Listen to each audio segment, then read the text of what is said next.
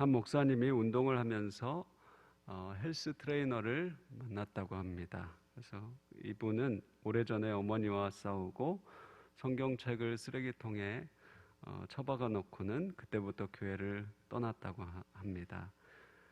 이 목사님은 헬스 트레이너에게 복음을 함부로 전하지는 않았습니다. 예수님이 참 소중하기 때문에 관계를 형성한 다음에 말을 건네게 되었습니다.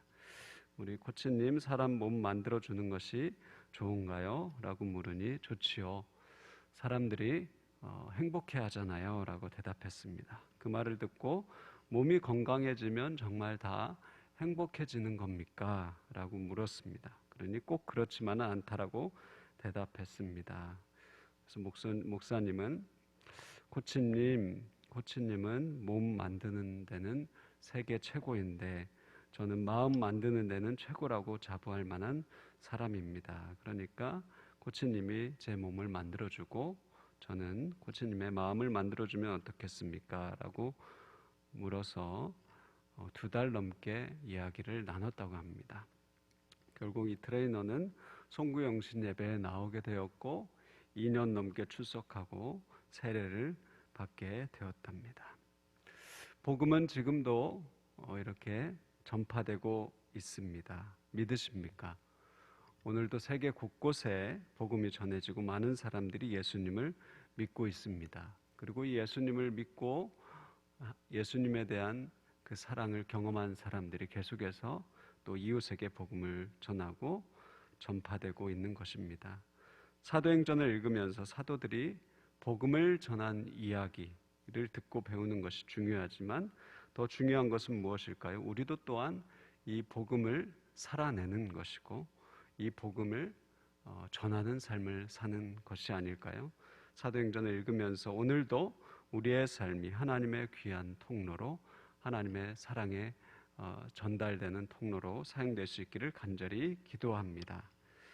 사도 바울 일행이 바보 항구에서 배를 타고 280km 정도 북서쪽에 위치한 밤빌리아 지역으로 이동하고 있습니다.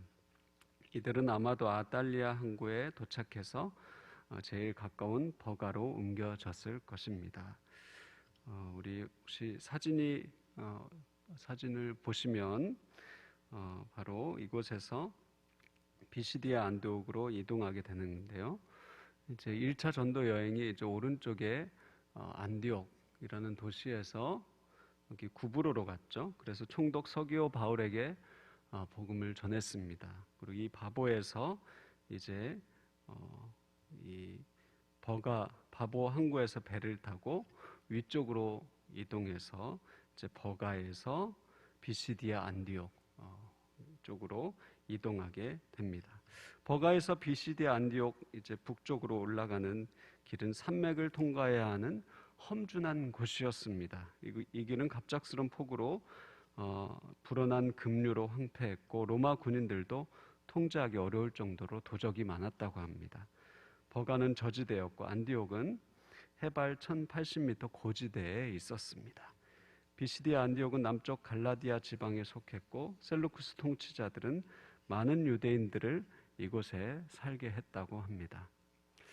그런데 바울과 바나바의 조력자인 요한이 어떤 이유인지 모르지만 선교지를 이탈해서 예루살렘으로 돌아가는 사건이 일어납니다. 우리 13절인데요. 밤빌리아에 있는 버가에 이르니 요한은 그들에게서 떠나 예루살렘으로 돌아갔다. 갑자기 무슨 일이 있었던 것일까요? 마가가 떠난 이유에 대해서 학자들은 여러 가지를 추측합니다.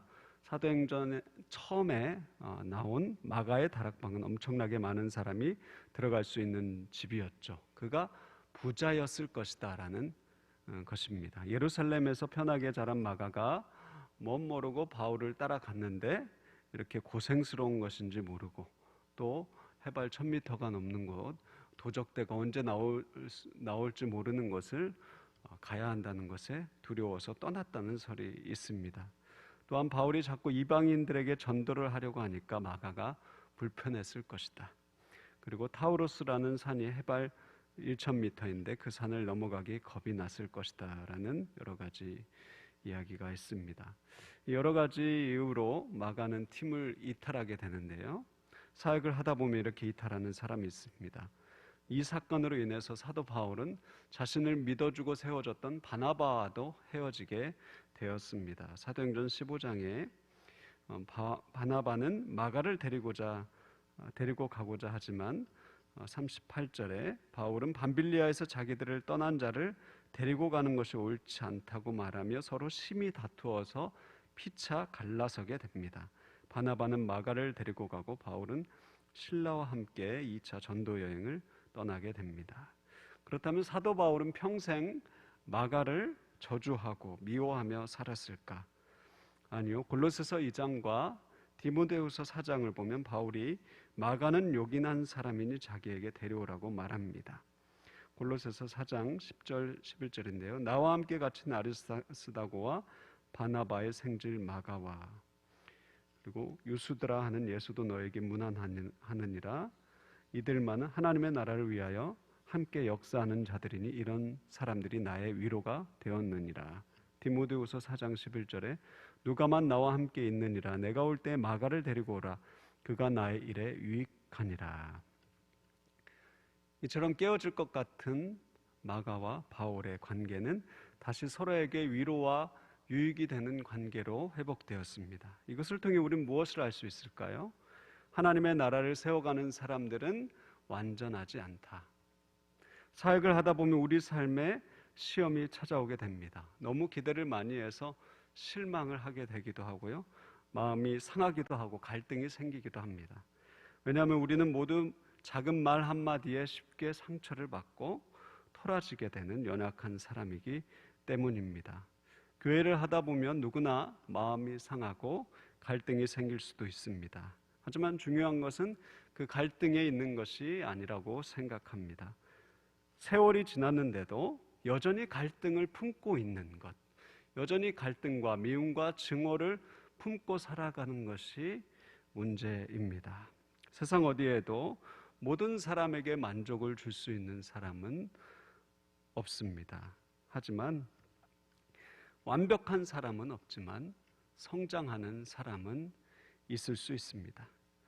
성장하는 사람은 누구입니까? 자기 자신과 부딪히고 싸우고 갈등이 생긴 사람과도 다시 한번 대화할 수 있는 사람입니다. 넓은 마음을 가지고 기도하며 포용할 수 있는 사람, 그를 위해 기도할 수 있는 사람입니다. 몇 년이 지나도 다시 그 사람과의 관계를 회복하고 다시 함께 걸어갈 수 있는 사람, 그 사람을 우리는 예수 그리스도를 따라가는 사람, 예수의 제자라고 말할 수 있을 것입니다. 바울과 마가의 갈등은 훗날 바울이 마가를 포용하는 아름다운 모습을 통해서 우리에게 큰 도전을 주고 있습니다. 관계에서 자꾸 넘어지고 실패하는 우리들에게도 할 수 있다라는 자신감을 줍니다. 완벽할 수 없는 우리의 한계를 인정하고 조금씩 더 포용하고 성장할 수 있는 그런 아름다운 공동체가 될 수 있기를 간절히 소원합니다. 마가가 그들을 떠났음에도 그들은 포기하지 않고 버가에서 북쪽 200km 떨어져 있는 비시디아 안디옥에 가게 됩니다. 바나바와 바울의 갈등과 마가가 떠나는 상황 속에서 결국 바울 일행은 안디옥에 도착합니다. 그들이 안식일에 회당에 들어와 앉았는데 회당장이 형제들아 만일 백성을 권할 말이 있거든 말하라 라고 권합니다. 그들은 방금 갈등의 상황을 겪어서 마음이 상했고 1000m가 넘는 산을 넘어와 지친 상태였습니다. 그럼에도 불구하고 하나님은 연약한 그들을 통해서 사역을 진행하고 일하십니다. 하나님이 끌고 가시고 하나님이 이끄십니다. 바울이 그렇게 끌려가고 하나님의 인도를 받는 것이죠. 바울은 비시디아 안디옥에서 복음을 전합니다. 사도행전 2장의 베드로의 설교가 초대교회에서 중요한 메시지였던 것처럼 이 설교는 바울의 사상을 보여주는 참 중요한 설교가 되었습니다. 16절에 바울은 누구에게 설교를 하고 있을까요? 16절을 보면 이스라엘 사람들과 및 하나님을 경외하는 사람들아 들으라 라고 말합니다. 여기에서 우리가 무심코 지나칠 수 없는 사람이 있습니다. 그 사람은 바로 하나님을 경외하는 사람들입니다. 이스라엘 사람과 하나님을 경외하는 사람은 다를까요? 이들은 누구일까요? 이들은 이스라엘 사람이 아닐까? 이 사람들은 바로 하나님이 준비시키신 사람이었습니다. 이들에 대한 이해를 돕기 위해 에티오피아 내시 이야기를 하도록 하겠습니다. 사도행전 8장에 예루살렘의 박해가 시작되고 복음이 이방인들에게 전파될 무렵 빌립과 에티오피아 내시와의 만남이 일어납니다.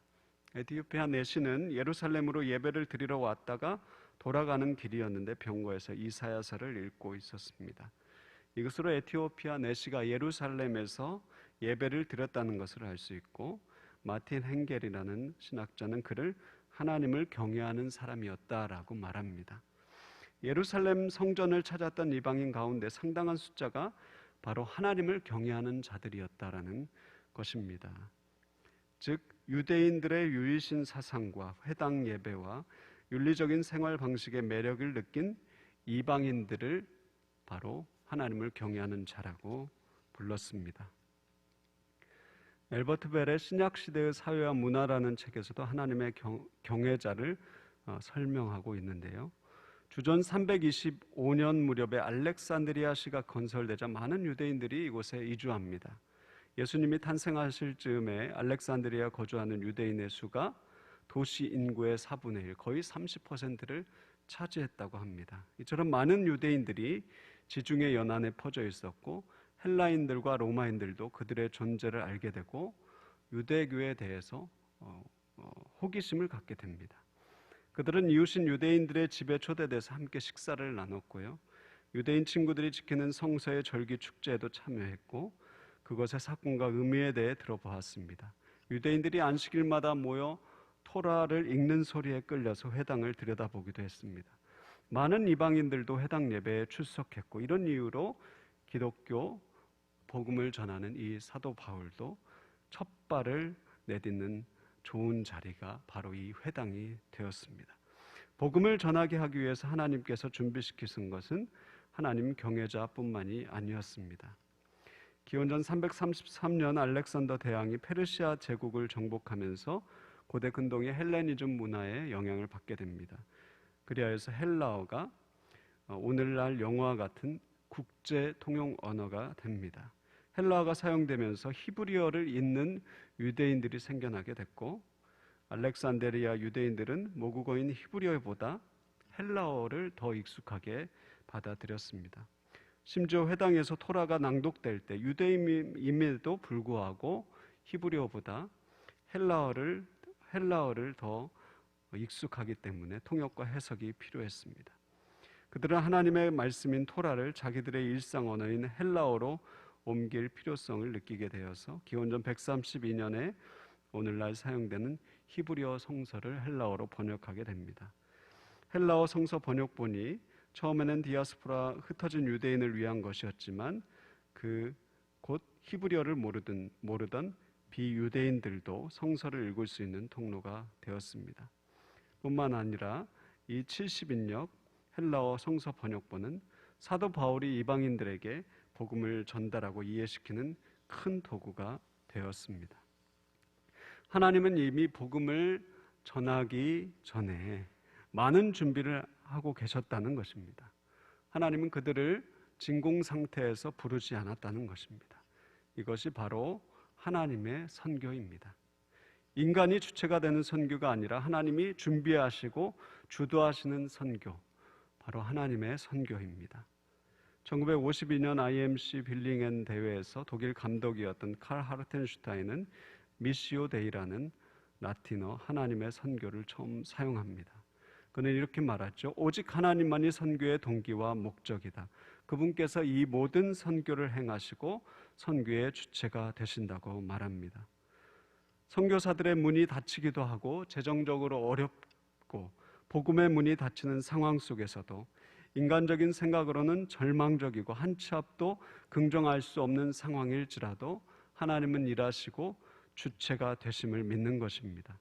세계 곳곳에 디아스포라 유대인들과 하나님 경외자를 준비시키시고 로마를 통해서 길을 닦으시고 알렉산더를 통해서 헬라어를 통용케 하신 것처럼 하나님은 오늘도 일하고 계시다는 믿음으로 우리보다 먼저 일하고 계시는 것을 믿으며 우리는 사역하는 것입니다. 코로나 시대를 살아가면서 우리는 어떤 자세를 가져야 할까요? 하나님께서 우리에게 원하시는 것은 무엇일까요? 코로나19 이후 시대와 한국교회의 과제라는 이도영 씨의 책에서 이렇게 말합니다. 요한복음 9장 시각장애인이 그의 죄이냐 부모의 죄이냐는 질문에서 예수님은 누구의 죄가 아니라 하나님의 하시는 일을 드러내기 위해서라고 답하십니다. 따라서 우리는 코로나19 팬데믹이 하나님의 심판이냐 아니냐, 누구의 죄 때문이냐에 관심을 가질 것이 아니라 코로나19 팬데믹 상황에서 어떻게 하나님의 영광을 드러낼 것인지, 어떻게 해야 비신자들이 선한 일을 보고 하나님께 영광을 돌리도록 할 것인지에 대해서 고민해야 합니다라고 말합니다. 맞습니다. 코로나는 누구의 책임이고 누구의 죄 때문이냐는 질문보다 하나님은 이러한 절망 속에서도 복음을 전하시고 하나님께서는 새 일을 행하시는 분이시다라는 것을 기억해야 합니다. 하나님은 이 상황을 통해서 우리가 무엇을 하기를 원하시는지, 어떻게 하나님의 영광을 드러낼 것인지를 함께 고민해야 한다는 것입니다. 하나님의 선교에 동참해서 이러한 비대면의 상황 속에서도 일하시는 하나님과 함께 동역할 수 있기를 간절히 소원합니다.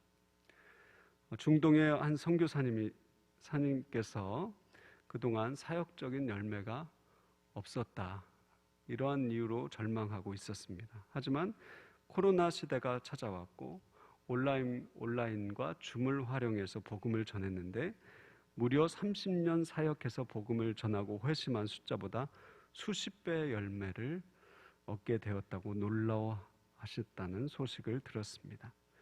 한 중국 선교사님은 중국에서 추방되었지만 현지인들이 스스로 예배하고 더욱 성장하고 있다고 말씀해 주셨습니다. 민족 전체가 무슬림으로 이루어진 그들 가운데 빛 대신 주님께서 찾아가셔서 그들을 구원하시는 것을 보는 것은 놀라운 일입니다. 그들에게 구원을 베풀어 달라고 기도해 왔지만 막상 눈앞에 그 일이 이루어지니 경외심과 감사와 기쁜 마음으로 가득 차게 됩니다. 마을에서 거의 자생적으로 생겨난 성도들의 모임은 지금도 계속되고 있습니다. 계속될 뿐만 아니라 큰 감격과 기쁨과 열정을 가진 예배 모임이 이루어지고 있습니다. 그 소식을 접하는 저희나 모임을 인도하는 지도자나 모임에 참석하는 모든 사람들이 모두 감격하며 놀라고 있습니다. 이것이 지금 오늘날의 선교제의 소식입니다. 하나님의 선교와 하나님의 사역을 우리가 어떻게 다 이해할 수 있을까요? 하나님은 오늘도 일하고 계시는 줄을 믿습니다. 오늘도 천하보다 귀한 영혼들에게 하나님의 방법으로 복음을 심고 계십니다. 하나님이 오늘도 일하고 계심을 믿으십니까? 하나님의 일하심을 기억하고 우리 하나님의 사역을 기대하시면 좋겠습니다. 오늘도 우리를 통해서 놀랍게 일하실 하나님을 기대하며 또 하나님 앞에 우리를 올려드릴 수 있기를 간절히 소원합니다. 하나님과 함께 겸손히 복음을 전할 수 있는 우리가 될 수 있기를 간절히 축복합니다. 바울은 비시디아 안디옥에서 처음으로 메시지를 전합니다. 바울이 앞으로 하게 되는 모든 설교의 중요한 뼈대입니다. 하나님이 하나님의 나라를 어떻게 준비하셨고 메시아 예수를 어떻게 준비해 보내셨고 무슨 일이 일어났는지를 전체적으로 설명하고 있습니다. 그는 안식일에 회당에서 유대인과 하나님을 경외하는 자들 앞에서 설교하고 있습니다. 주제는 이것입니다. 17절인데요. 이 이스라엘 백성의 하나님이 23절에 약속하신 대로 이스라엘을 위하여 구주 예수를 세우셨다라는 것입니다. 하나님께서 약속하신 이스라엘을 위해 구주를 보내주셨다. 바울은 하나님이 성경에서 약속하셨고 예수 그리스도 안에서 그 약속을 성취하였다는 것을 정확하게 보여주고 계십니다. 16절에서 25절까지 구약에 대해서 하나님께서 구약 시대에 예수 그리스도를 준비하신 것을 역사적으로 개괄하고 계십니다. 하나님이 먼저 주도적으로 은혜를 베풀어 주셨다는 것을 보여주시는데요. 왜냐하면 거의 모든 주어가 하나님으로부터 시작하고 있기 때문입니다. 17절입니다. 이 이스라엘 백성의 하나님이 조상들을 애굽 땅에서 인도해 주셨다. 18절은 광야에서 40년간 그들의 소행을 참으셨다. 그리고 19절에 가나안 7족속을 멸하셨고 그 땅을 기업으로 주실 때까지 450년간 말씀해 주셨다라고 말씀합니다. 그 땅을 기업으로 주시기까지 기간을 450년으로 사도 바울이 말하고 있는데요. 이것은 아마도 애굽에서의 400년과 광야에서의 40년 그리고 땅을 정복하는 데 10년을 합해서 말하는 것으로 볼 수 있겠습니다. 이스라엘이 기업을 주시기까지 450년이 흐른 후에 정착하고 나서 하나님은 사사를 허락해 주셨고 그 이후에 왕을 구해서 첫 번째 왕으로 사울을 주셨습니다. 그리고 22절에 다윗을 왕으로 세우시며 내 마음에 합한 사람이다. 내 마음에 맞는 사람이라 내 뜻을 다 이루리라고 불러주셨습니다. 다윗을 왕으로 세우시고 하나님이 약속하신 대로 그의 후손에서 구주를 세우셨으니 그가 곧 예수다라고 고백하고 있습니다. 구약시대 하나님의 약속과 그 약속의 성취로 인해서 예수 그리스도께서 오셨다라는 것을 말씀하고 있습니다. 26절에서 37절의 말씀에서 두 번째로 그는 예수 그리스도의 죽음과 부활에 대해서 말씀합니다. 바울은 예수님의 죽음과 부활을 집중하며 이 두 가지 모두 하나님이 성경에서 말씀하신 것의 성취라는 것을 보여줍니다. 그를 정죄할 만한 28절이죠. 죽일 죄를 하나도 찾지 못했지만 빌라도에게 죽여달라고 했습니다. 그래서 나무에 내려다가 무덤에 두었지만 하나님이 그를 죽은 자 가운데서 살리셨습니다. 바울은 부활에 대한 주장을 입증하기 위해서 세 개의 구절을 인용하는데요. 32절 너는 내 아들이라 33절 너는 내 아들이라 오늘 너를 낳았다 하셨습니다. 하나님께서 다윗에게 하신 약속이고 그 왕위가 경고하게 될 후손은 그분의 아들이 될 것이다. 하나님의 아들이 될 것이라는 약속입니다. 또한 34절에 내가 다윗의 거룩하고 미쁜 은사를 너에게 주리라 라는 말씀인데요. 다윗에게 허락하신 확실하고 미쁜 은혜, 확실한 은혜, 이것은 다윗의 후손이 예수님께서 부활했기 때문에 영원한 후손이 될 수 있다, 영원한 것이 될 수 있다라는 말입니다. 또한 시편 16편 10절 주의 거룩한 자로 썩임을 당치 않게 하시리라는 말씀처럼 다윗은 땅에 묻히고 썩어버렸지만 하나님이 살리신 다윗의 자손 예수 그리스도는 썩임을 당하지 않는다라는 말씀을 하고 있습니다. 이처럼 예수님의 세상에 오심과 십자가와 부활 사건은 하나님의 조상들에게 말씀하시고 다윗의 언약에서 구체화된 거룩한 약속의 성취인 것입니다. 38절에서 41절 말씀의 설교의 결론을 맺고 있는데요. 38절과 39절 말씀을 한번 읽어보겠습니다. 시작. 그러므로 형제들아 너희가 알 것은 이 사람을 힘입어 죄사함을 너에게 전하는 이것이며 또 모세의 율법으로 너희가 의롭다 하심을 얻지 못하던 모든 일에도 이 사람을 힘입어 믿는 자마다 의롭다 하심을 얻는 이것이라. 아멘. 선택은 분명한 것입니다. 십자가에 못 박혔다가 살아난 이 사람을 힘입어 죄사함을 얻는다는 것입니다. 왜냐하면 이 사람을 힘입어 믿는 자마다 의롭다함을 얻기 때문입니다. 모세의 율법으로는 누구나 의롭다함을 인정받을 수 없습니다. 왜냐하면 우리는 모두 율법을 범했고 정죄받았기 때문입니다. 하지만 예수님으로 말미암아 누구든지 그를 믿는 사람, 그분을 신뢰하는 사람은 의롭다고 인정을 받게 된다라고 선포하고 있습니다. 또한 41절에 멸시하는 자들은 놀라고 멸망하게 될 것이다 라고 말하면서 하박국 1장 5절을 인용합니다. 율법을 통해서 의롭다함을 받는다고 생각하는 자들에게 부활하신 예수 그리스도를 통해서 의롭다함을 받는 진리는 엄청난 패러다임의 전환을 요구하는 것이었습니다. 사도 바울처럼 우리가 전해야 하는 것은 무엇일까요? 우리가 전해야 하는 그 핵심은 무엇일까? 바로 하나님 말씀의 예언과 성취인 예수 그리스도입니다. 고린도전서 1장 23절 24절에 우리는 십자가에 못 박힌 그리스도를 전하니 유대인에게는 거리끼는 것이요 이방인에게는 미련한 것이로되 오직 부르심을 받은 자들에게는 유대인이나 헬라인이나 그리스도는 하나님의 능력이요 하나님의 지혜니라. 어떤 그리스도입니까? 실제로 십자가에 못 박히시고 사흘 만에 부활하신 예수 그리스도입니다. 사도 바울은 다른 것을 전하고 있지 않습니다. 하나님의 약속대로 오셨고 그 약속을 성취하셨고 또한 십자가를 지시고 부활하신 예수 그리스도, 그분이 바로 하나님의 아들이시고 우리의 구원자시다라는 것을 선포하고 있는 것입니다.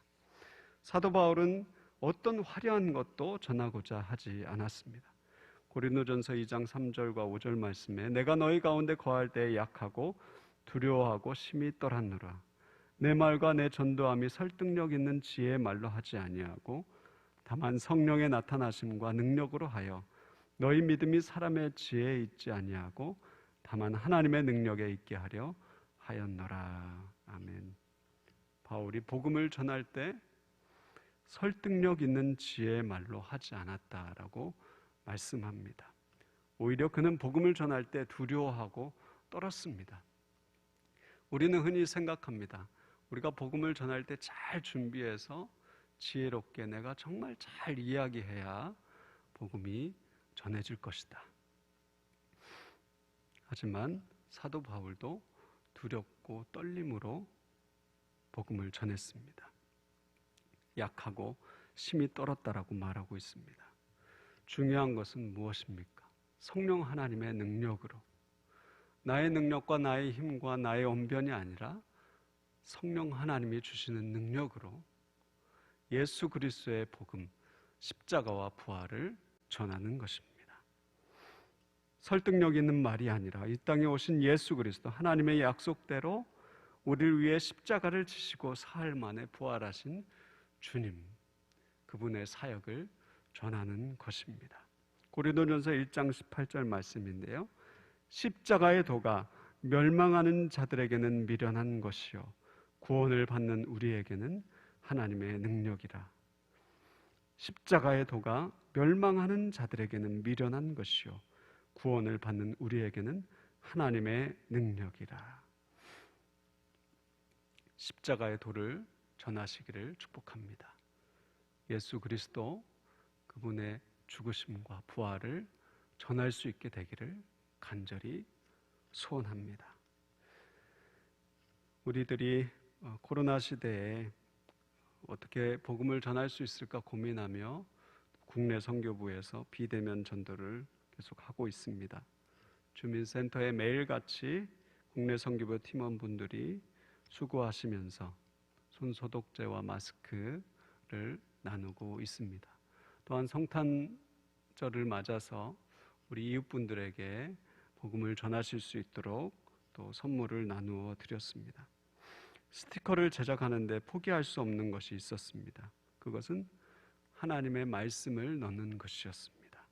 오늘 다윗의 동네 너희를 위하여 구주가 나셨으니 곧 그리스도 주시니라. 하나님의 말씀이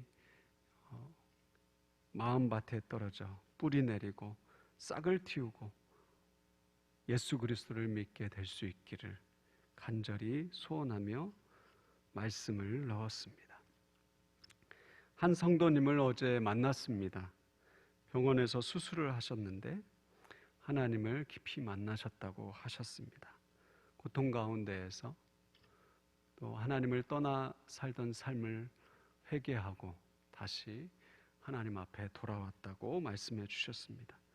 그리고 전도를 하고 싶은데 전도지를 좀 달라고 줄 수 있냐고 물어보셔서 전도지를 드렸습니다. 그랬더니 어제 혼자 전도 물품과 전도지를 교회 앞에서 나누고 계셨습니다. 여쭤봤더니 너무 기쁘고 하나님을 전하지 않을 수가 없어서 나오셨다고 말씀해 주셨습니다. 저보다 더 열정 있는 그 모습에 도전이 되었습니다. 예수님을 전하지 않을 수가 없다.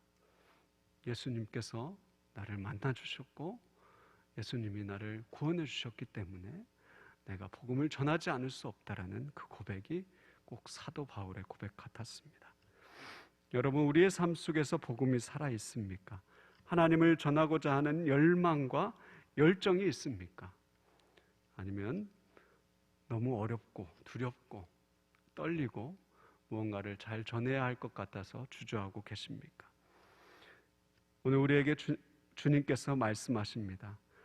예수 그리스도, 십자가와 부활의 예수 그리스도, 참된 하나님의 아들인 예수 그리스도를 누구든지 그를 믿는 자는 의롭다 하신다고 말씀하시는 예수 그리스도를 믿으라. 누구든지 그를 믿는 자는 부끄러움을 당하지 아니하리라 말씀하시는, 멸망하는 자들에게는 미련한 것이요 구원을 받는 우리에게는 하나님의 능력이 되는 이 십자가의 도를 믿으라라고 말씀하고 계십니다. 또한 우리도 사도 바울처럼 십자가에서 죽으시고 사흘 만에 부활하신 예수 그리스도를 전하는 증인이 되라고 말씀하고 계십니다. 말씀을 정리하겠습니다. 사역 가운데 여러 갈등이 찾아오고 있습니까? 중요한 것은 갈등에 있는 것이 아닙니다. 사도 바울이 마가를 품고 동역자로 세우고 서로 위로하며 사역했던 것처럼 갈등을 넘어서 지체를 사랑하고 포기하지 않는 성장할 수 있는 믿음의 사람이 되면 좋겠습니다. 조금씩 더 포용하고 성장하는 공동체가 되면 좋겠습니다. 하나님은 사도 바울 이전부터 일하고 계셨습니다. 로마를 통해 길을 닦으시고 하나님 경외자와 70인 번역 성경을 준비해 주셨습니다. 하나님은 오늘도 일하고 계심을 믿고 이 코로나 시대에 하나님과 함께 복음을 전할 수 있는 우리가 되길 원합니다. 마지막으로 우리가 전해야 하는 것은 무엇입니까? 하나님의 약속의 말씀, 십자가에 못 박히신 예수 그리스도, 부활하신 주님을 전해야 할 것입니다. 설득력 있는 말이 아니라 이 땅에 오셔서 십자가를 지시고 사흘 만에 부활하신, 그것을 우리에게 계시하신 하나님의 거룩한 약속을 전하는 것입니다. 우리 모두가 하나님이 주신 약속의 증인으로 설 수 있게 되기를 간절히 축복합니다. 함께 기도하겠습니다. 거룩하신 하나님 아버지, 우린 너무나 부족하고 연약합니다. 하나님, 한 사람도 사랑할 수 없는 그런 연약한 자입니다. 하나님, 사랑은 오래 참는다고 하셨는데 오래 참지 못하고 쉽게 분을 내고 또 정죄하고 미워합니다. 주여, 우리를 불쌍히 여겨 주옵소서. 하나님, 사도 바울처럼 한 사람을 끝까지 사랑하게 도와주시고 또 품을 수 있는 넉넉함을 허락하여 주옵소서. 하나님은 오늘도 살아서 역사하고 계시는 줄을 믿습니다. 하나님께서 이 코로나 시대에도 하나님의 일을 하시며 전 세계에 복음을 전하시는 것처럼 하나님, 우리도 주님을 따라서 주님과 함께 하나님의 복음을 전하는 삶을 살게 하여 주옵소서. 하나님, 복음을 전하기를 원합니다. 힘들고 두렵고 떨리고 또 어려움이 있다 할지라도 하나님, 고난을 뚫고 복음을 전했던 우리 믿음의 선배 사도 바울처럼 우리도 담대하게 예수 그리스도 십자가와 부활을 증거할 수 있는 믿음의 증인이 되게 하여 주옵소서. 이제는 우리 주 예수 그리스도의 은혜와 아버지 하나님의 무한하신 사랑하심과 성령 하나님의 함께하시는 은혜가 이 시간 오직 예수 그리스도 그분의 십자가와 부활을 증거하기로 작정하며 나아가는 하나님의 증인으로 살아가기로 작정하는 이 자리에 함께하는 모든 이들 머리 위에 이제부터 영원까지 함께하시기를 간절히 축원하옵나이다. 아멘.